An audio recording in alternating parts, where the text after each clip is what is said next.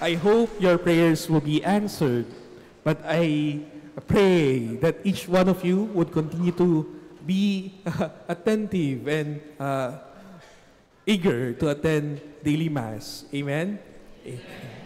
The Lord is a person who keeps His promises, and you who have kept your promise to complete the Simbang Gabi, don't worry. No? Hindi kayo din malilimutan ng Panginoong Diyos. Sa ating Simbang Gabi ngayon, ang binasa ni Father Nolan na Gospel ay isang awitin talaga. Kaya bago magmisa, sabi niya, kakantahin ko. Kaya na-excite ako. Pero siguro nire-reserve niya mamaya. Wow, ano kaya meron mamaya? Sabi din niya sa akin kanina bago magmisa, iksiyan mo lang yung homily mo ha. Bakit, Father? May surprise daw siya para sa inyong lahat. Wow!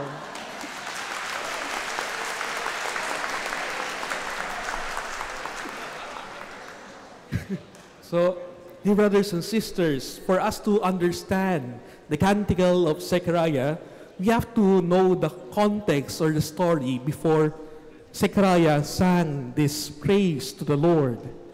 If you remember, a few days ago, Zechariah doubted the angel Gabriel.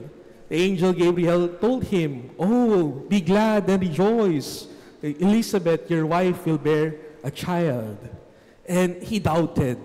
And so the Lord made him silent and mute. And supposed to be, yesterday's reading was the time of birth of John the Baptist. And on giving birth to John the Baptist, Elizabeth, when asked, "What should we name him?" Elizabeth told them, "John is his name." But the people did not accept that name. They told Elizabeth, "That's not according to tradition. His name should be Zechariah." So they asked the father, Zechariah, "What will his name be?" He asked for a tablet, and he wrote, "John is his name."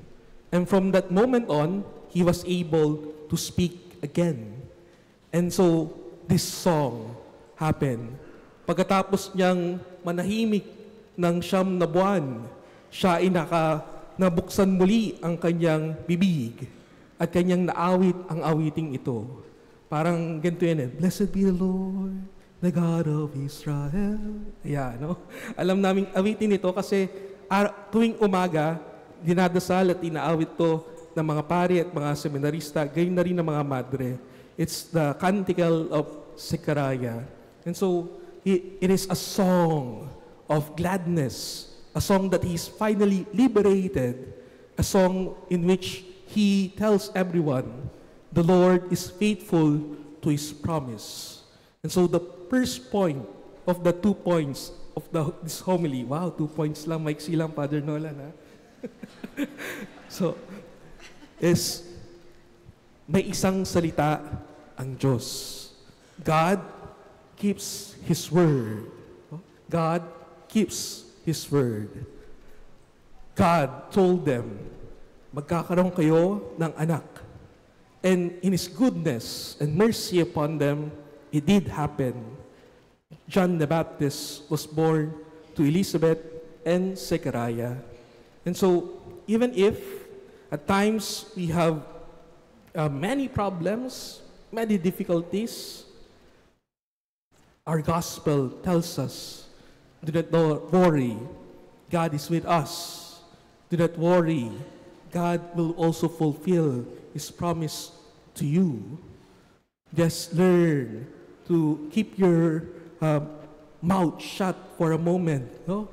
And allow God to work His miracle and His wonders. And hopefully, kapag sinagot na ng Panginoong Diyos ang ating mga panalangin, no?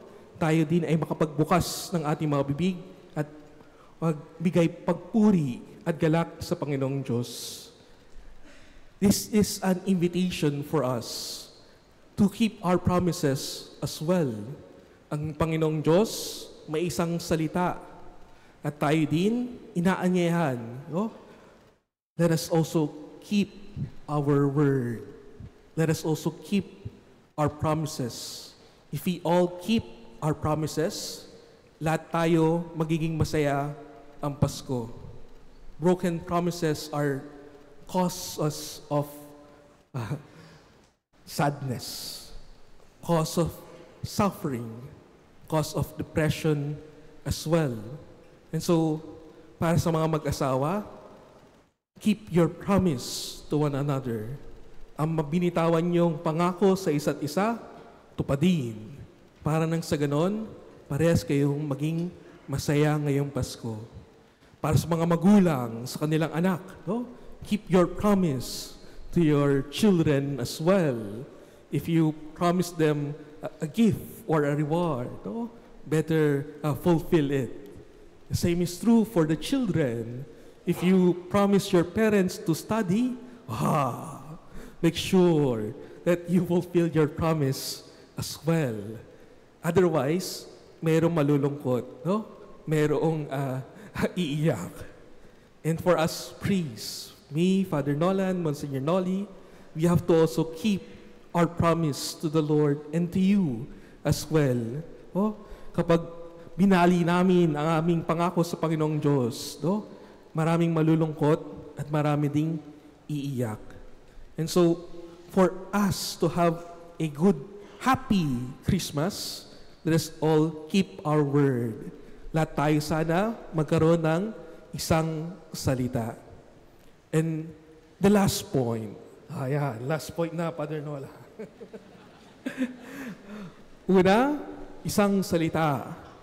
Ang huling punto, magsalita. After experiencing the joyful promise being fulfilled, we are also to be prophets like Zechariah, who sang of the goodness of the Lord, who tells us the Lord is gracious and fulfills His promise. The promise He made to Abraham, He fulfilled. The promise He made to me and Elizabeth, He fulfilled. And the promise that He made to each and every one of you, He will also fulfill. And so, He sang of it in this in His canticle that we heard today. Sana, kapag nasagot na nga ang ating mga panalangin, gumaling tayo, nakapasa tayo sa exam, nakagraduate, na-promote sa work, na-solve ang problema sa pamilya. I hope we don't keep our mouth shut of the goodness of the Lord. Rather, magsalita tayo sa iba na nalulungkot pa rin dahil mayroon pa rin silang pinagdadaanan na problema sa pamilya. Na patuloy pa rin nalulumbay dahil ngayong Pasko ay sila ay nag-iisa dahil wala na ang kanilang mga mahal sa buhay. Na hanggang sa ngayon, lukbok pa rin sa mga utang at bayarin. Na hanggang sa ngayon, hindi pa rin umaasenso na kagaya ng gusto nila. There are still people who are still in darkness. There are still people who are feeling hopeless. And so, the importance of prophets to speak of the goodness of God. The need for prophets to tell them, huwag mag-alala. Ang Panginoong Diyos tumutupad sa kanyang pangako. Huwag mag-alala. Dadating din ang Panginoong Diyos sa iyo at ikaw din ay ililigtas. Have no fear. Your time of liberation will soon come and is already near in Christ Jesus. And so, the importance of those who are blessed to speak, ang malaga na ang lahat ng pinagpala ay magbigay pagpuri sa Panginoong Diyos para maging pag-asa sa mga nalulumbay at mga nananatili pa rin sa kadiliman. And so, just these two simple points that we could learn from Zechariah. May isang salita ang Diyos. Tayo din magkaroon ng isang salita. Si Zechariah, nagsalita. Tayo din magsalita tungkol sa kabutihan ng Panginoong Diyos.